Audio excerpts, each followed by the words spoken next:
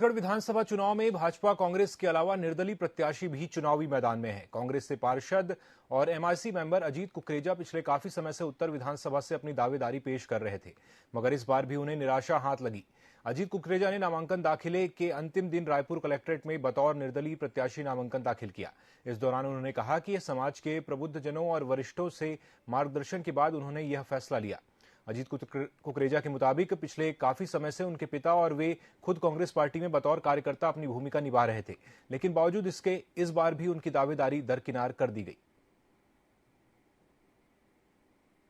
टीवी24 ने आपको ये जानकारी दी थी कि अजीत कुकरेजा निर्दलीय चुनाव लड़ सकते हैं। हालांकि उस समय सिर्फ कयासों का दौर था, हमने एक्सक्लूसिव बातचीत भी की थी, लेकिन अब ये पूरी तरह से कंफर्म हो चुका है। अजीत कुकरेजा जी खुद हमारे साथ मौजूद हैं। अजीत जी, बहुत ही बड़ा फैसला था ये कि निर्दलीय प्रत्याशी के तौर पर चुनावी मैदान में उतरना। किस तरह से इस पूरे फैसले को देखते हैं? और आपसे हम ये भी समझना चाहेंगे कि जब ये निर्णय आपने लिया तब किसी तरह का कोई प्रेशर था समाज का, और पार्टी लाइन से अलग होकर निर्णय को आप किस तरह से देखते हैं? देखिए, मेरे पिताजी ने कांग्रेस पार्टी को लगभग 40 साल दिए। अब लगभग 10-12 साल मुझे हो गया। मेरे पिताजी ने भी दावेदारी की, लगातार आश्वासन मिलता रहा। मैं भी लगातार 2 बार से किया, दोनों बार होते होते रुक गया। तो थोड़ा सा दुखी है। और देखिए, हम अगर कांग्रेसी नहीं होते तो 50 साल अपना कांग्रेस पार्टी को नहीं देते। पर आज जितने हमारे कार्यकर्ता हैं, जितने हमारे समाज के लोग हैं, वो बहुत आक्रोश में हैं। और अगर मैं ये निर्णय नहीं लेता हूं तो मैं अपने साथियों को खो दूंगा, और मैं ऐसा नहीं कर सकता। राजनीति अपनी जगह है। मैं अपने लोगों के लिए, अपने कार्यकर्ताओं के लिए, अपने साथियों के लिए, सर्व समाज के लिए चुनाव लड़ रहा हूँ। और बहुत टफ डिसीजन था, पर लेना पड़ा।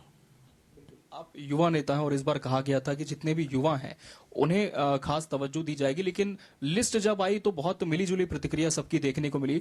इसे किस तरह से आप देखते हैं? और साथ ही ये भी समझना चाहेंगे कि जब ये निर्णय हुआ तब क्या पार्टी की तरफ से भी किसी तरह का दबाव था कि निर्दलीय के तौर पर आप जा रहे हैं तो पार्टी की छवि को लेकर भी सवाल होता है?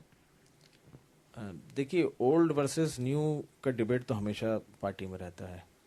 पार्टी, राहुल गांधी जी चाह रहे हैं कि अधिक युवाओं को मिले, पर जब तक राज्य के नेता इसमें सहयोग नहीं करेंगे तो ये पॉसिबल नहीं है। मैंने उम्मीद की थी कि क्योंकि मैं युवा हूँ, पढ़ा लिखा हूँ, लगातार 9 साल से पार्षद हूँ, पिछले बार होने के बाद मेरा नाम कटा, तो इस बार मौका मिलेगा और सब सपोर्ट करेंगे।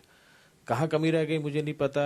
बंद कमरे की मीटिंग में सारी चीज़ें गोपनीय रहती हैं, मुझे नहीं पता। पर टिकट मिलनी चाहिए थी, बहुत मेहनत किए थे और लोगों की बहुत आस थी। अब सिचुएशन यह है कि दोनों प्रत्याशियों को जनता पसंद नहीं कर रही है।